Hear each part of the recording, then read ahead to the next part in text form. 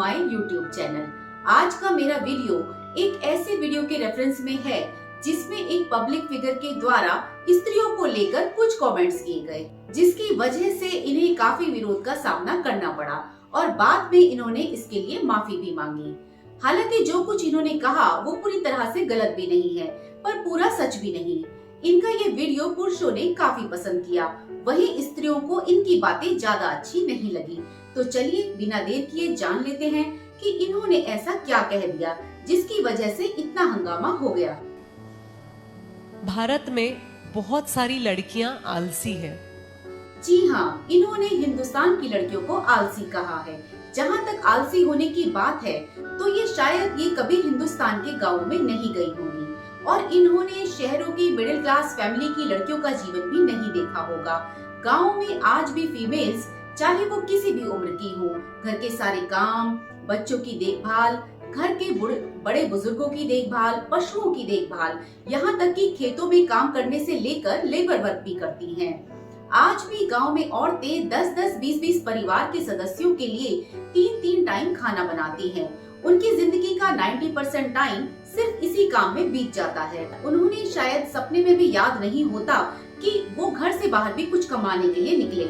उनकी लाइफ के चैलेंजेस इतने बड़े होते हैं कि ऐसा सोचने में ही कुछ पुरुष तो शायद डर जाएं। कोई सेलिब्रिटी ऐसा स्टेटमेंट सिर्फ तभी दे सकता है जब वो अपनी सोसाइटी की सोच और कल्चर को अच्छे से नहीं समझता और जब ठीक से उन्होंने सोसाइटी का सर्वे नहीं किया होता। पर बड़ा सवाल ये है कि अगर औरतें घर से बाहर जाकर दूसरों की जॉब नहीं करती तो क्या वो उस वक्त घर पर कुछ नहीं कर रही होती? सवाल ये भी है, क्या घर ऐसे ही बिना कुछ किए ही चल जाता है, बच्चे यूं ही बड़े हो जाते हैं?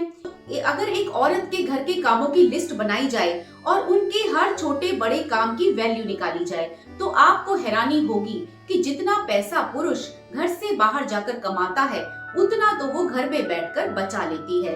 दूसरे शब्दों में कहा जाए तो कमा लेती है। क्या बचाना और कमाना दोनों एक जैसे नहीं है? पर ये सब कैलकुलेशन हमें समझ में कहाँ आती है।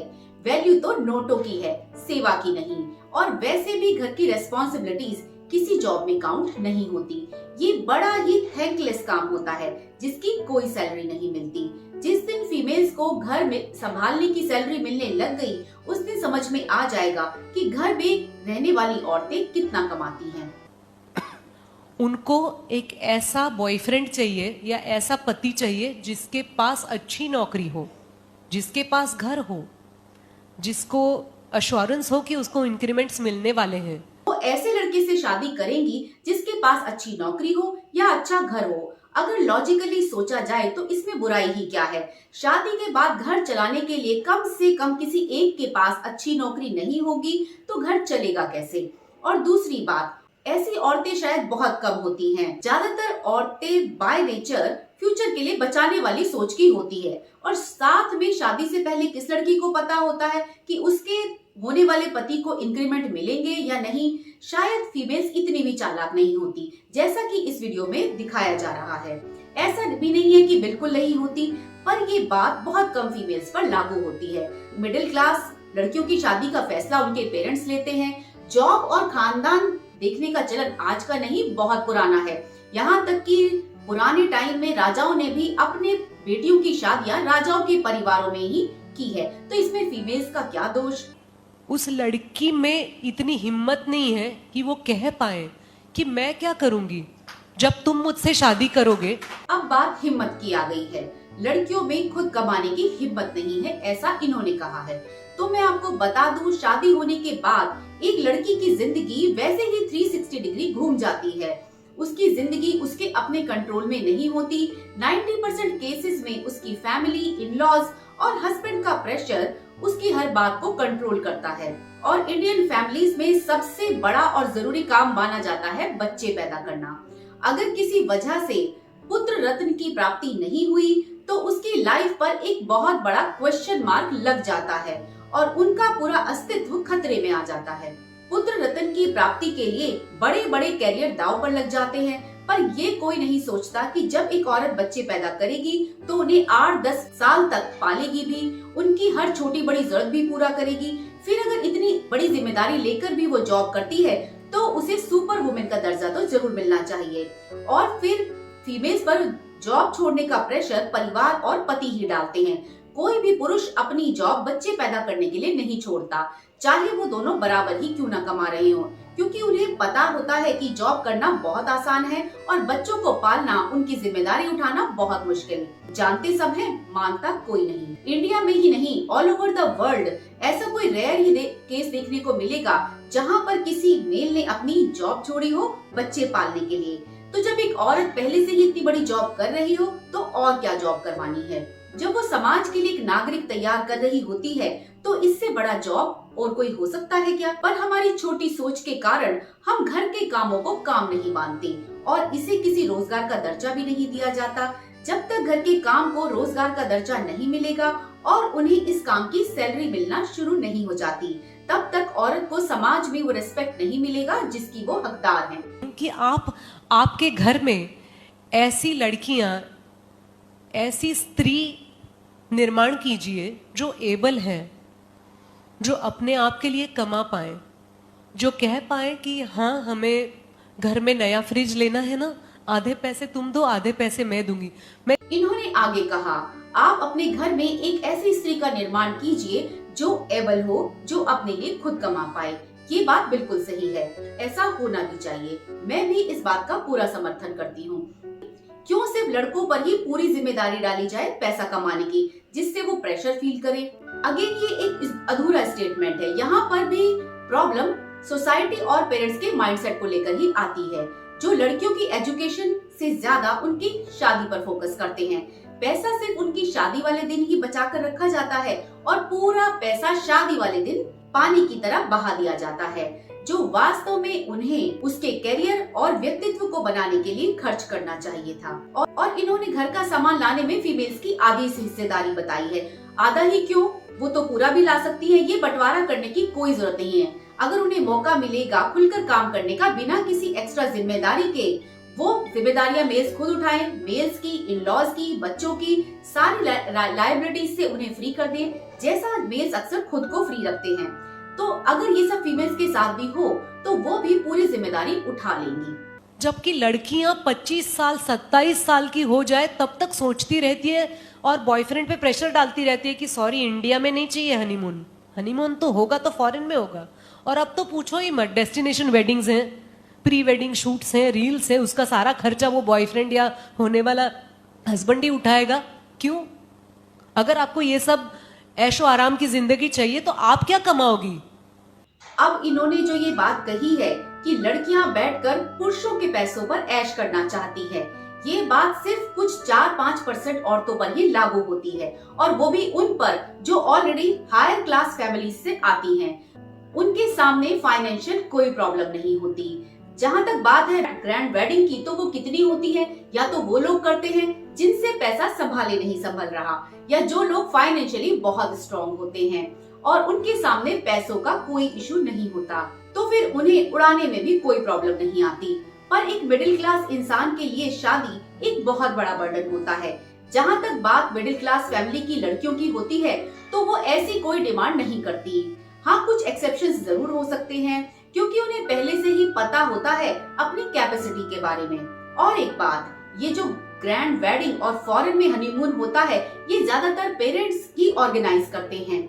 मुझे नहीं लगता कि मेल इतने मूर्ख होते होंगे कि वो लोन लेकर या अपने आप को बर्डन में डालकर फॉरेन जाएं। और अगर जाते भी हैं, उनमें मेल्स की भी इच्छा जरूर होती होगी। सिर्फ लड़कियों की डिमांड पर तो जाना मुमकिन नहीं। और सबसे बड़ी बात, वही लोग जाते हैं जिनकी कैपेसिटी होती है। तो जिन लोगों को फाइनेंशियली कोई प्रॉब्लम नहीं है, वैसे भी ये चलन फिल्म इंडस्ट्री और अपर क्लास के लोगों में ही होता है। ये उनका पैसा, वो फ्री है उसे चाहे जैसे खर्च करने में। रही थी शादी के लिए, उसने मुझे कहा कि 50,000 के नीचे तो नौकरी चाहिए ही नहीं, और अच्छा होगा कि वो अलग रहता होगा, किसको चाहिए सास ससुर की झंझट, और उसके पास 4 व्हीलर तो होनी ही चाहिए। मैंने कहा तुम कोई मॉल में आई हो, तुम्हें एक इंसान चाहिए कि कोई ऑफर्स चाहिए? फिर इन्होंने एक ऑफर वाली बात कही जो काफी सही है, पर इसके भी दो पहलू होते हैं। ये जो ऑफर्स हैं, ये दोनों तरफ से दिए जाते हैं। पर आज भी इंडिया में लड़कियों का ऑफर्स लेने देने में कम ही योगदान है, क्योंकि ज्यादातर पेरेंट्स ही डिसाइड करते हैं कि शादी किससे होगी और कैसे होगी। तो इसके लिए लड़की के पेरेंट्स ऑफर देते हैं, अपना बजट बताते हैं, फैमिली का स्टेटस देखा जाता है। सेम मेल्स की साइड से भी लड़के को एक ऑफर की तरह प्रेजेंट किया जाता है। पेरेंट्स अपने प्रोडक्ट की वैल्यू बताते हैं, कितना एजुकेटेड है या कितना कमाता है या कितनी प्रॉपर्टी का मालिक है। तो शादी भी लगभग इतने ही बजट की होनी चाहिए। तो वही ऑफर्स तो दोनों साइड से चलते हैं। एक तरह से देखा जाए तो सेल एंड परचेज चलती है। इसमें किसी एक पक्ष को दोषी नहीं ठहराया जा सकता। जब लड़के बिक रहे हैं तो मार्केट में खरीदार भी हैं। वैसे देखा जाए तो शादियों में पैसा उड़ाना बिल्कुल नाजायज है। कुछ घंटों में करोड़ों रुपए उड़ाने से अच्छा है उस पैसे को उनके फ्यूचर के लिए सेव कर देना सही है, चाहे वो लड़का हो या लड़की। और मुझे ऐसा लगता है कि 18 साल के जब हो जाते हैं लड़के तो उनपे प्रेशर रहता है, मर्द बॉयज तो उनपे प्रेशर रहता है कि अब पढ़ाई खत्म होने को है बॉस, बस हो गया, मस्ती मजाक कमा लो, फैमिली को सपोर्ट करो। 18-20 साल के होते ही मेल्स पर कमाने और फैमिली को फाइनेंशियली सपोर्ट करने का प्रेशर आ जाता है। ये बात काफी सही है, मैं भी मानती हूँ। पर इसमें गलती किसकी है? अगेन पेरेंट्स की सोच और सोसाइटी का प्रेशर। क्यों हम बचपन से ही लड़कियों को घर संभालने की ट्रेनिंग देते हैं, उन्हें मेंटली प्रिपेयर करते रहते हैं, इन लॉज में जाकर कैसे एडजस्ट करना है, फैमिली को प्रायोरिटी देनी है, रिस्पॉन्सिबिलिटी उठाना वगैरह। क्यों नहीं हम उनको पैसा कमाने, जॉब पाने और खुद फाइनेंशियली इंडिपेंडेंट होने का दबाव डाल दें, जैसा कि मेल्स को डाला जाता है, ताकि वो भी फैमिली को फाइनेंशियली सपोर्ट कर सके लड़कों की तरह। प्रॉब्लम हमारी ग्रूमिंग में है और दोष लड़कियों का बताया जा रहा है कि वो कमाती नहीं। शिकायत करने वाले लोग खुद अपने घरों में लड़के और लड़की दोनों को इक्वली ट्रीट क्यों नहीं करते? क्यों एक पर शादी का और दूसरे पर कैरियर का प्रेशर, दोनों पर कैरियर का बराबर प्रेशर डाला जाए? पर होता ये है कि लड़की के दिमाग में घर ठूस दिया जाता है और लड़कों के दिमाग में कैरियर। तो गलती किसकी हुई? हमारे समाज में एक बड़ा ही इनसेंसिटिव वर्ड यूज किया जाता है लड़कियों के लिए, पराया धन।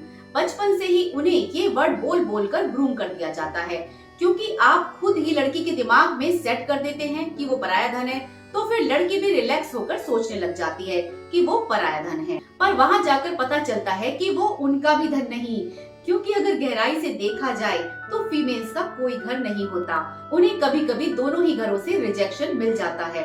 यहाँ पर लड़कों के लिए एक प्लस पॉइंट होता है, चाहे जो भी हो जाए वो बेघर कभी नहीं होते जब तक उनकी खुद की कोई बड़ी गलती ना हो। इसलिए घर को लेकर वो बड़े डोमिनेटिंग हो जाते हैं। और I feel like crying for my brothers, my husband got selected from the campus interview. अब ये आगे कह रही हैं कि ये अपने ब्रदर्स और हस्बैंड के लिए बहुत दुखी हैं। काश ये औरतों के लिए भी इतनी ही दुखी होती। ये समाज में फीमेल्स की कंडीशंस को समझती और उन्हें क्या क्या झेलना पड़ता है, किस किस परेशानी से होकर गुजरना पड़ता है। शायद ही कोई माँ अपने बच्चे को बुरे वक्त में त्याग देती हो, पर हाँ, पिता ऐसा करते हुए जरूर पाए जाते हैं। बच्चे पैदा होने के बाद बच्चे का तो नया जीवन होता ही है, साथ में माओ का भी नया जीवन होता है। उसके बाद उनके शरीर में मेंटल और फिजिकल बदलाव, जिनसे वो जीवन भर जूझती रहती है। कुछ तो अपने जीवन से ही हाथ धो बैठती हैं, कुछ हमेशा के लिए अपनी हेल्थ से। इस पर भी समाज फीमेल्स को लेकर कुछ खास सेंसिटिव नहीं है। जब उन्हें अपने बने बनाए कैरियर की बलि देनी पड़ती है, कभी संस्कारों के नाम पर, कभी परिवार, पति और इन-लॉज की इच्छाओं और डोमिनेंस के नाम पर, तो कभी बच्चों की जिम्मेदारियों के नाम पर। फिर हमारे ही देश में माँ दुर्गा की पूजा की जाती है, कन्या पूजन किया जाता है। पर क्या आपको नहीं लगता कि ये सब एक ढोंग है? जब हम अपने असल जिंदगी में खुद अपने ही घर की औरतों को सम्मान नहीं करते, उनकी परेशानियों को नहीं समझते। सच तो ये है कि औरतों के बिना ये संसार चल ही नहीं सकता। खुद भगवान ने भी सृष्टि को आगे बढ़ाने की जिम्मेदारी औरतों के कंधों पर दी है, पर इंसान सिर्फ उसे एक्सप्लॉइट करने और नीचा दिखाने में ही लगा रहता है। जरा सोचिए, क्या सभी पुरुष आज होते अगर उनकी माओ ने उन्हें पैदा करके पाल पोसकर बड़ा नहीं किया होता? नारी के प्रति संवेदनशील होना बहुत जरूरी है एक अच्छे और स्वस्थ समाज के निर्माण के लिए। वैसे तो अभी बहुत कुछ कहा जा सकता है, फीमेल्स की सारी प्रॉब्लम इस वीडियो में कवर नहीं हो सकती, शायद 2-3 घंटे और लगे। ये वीडियो मैंने फेसबुक के ग्रुप में देखा तो तभी लोगों के अलग अलग रिस्पॉन्सेस भी देखने को मिले। जहाँ पर मेल्स को ये बात बहुत ठीक लगी, वहीं पर फीमेल्स इस बात से पूरी तरह से खुश नजर नहीं आई। अपने विचार कमेंट बॉक्स में जरूर लिखें। आप क्या सोचते हैं ऐसे संवेदनशील मुद्दे को लेकर। मिलते हैं नेक्स्ट वीडियो में। Till then keep smiling and be little more sensitive towards women. नमस्कार।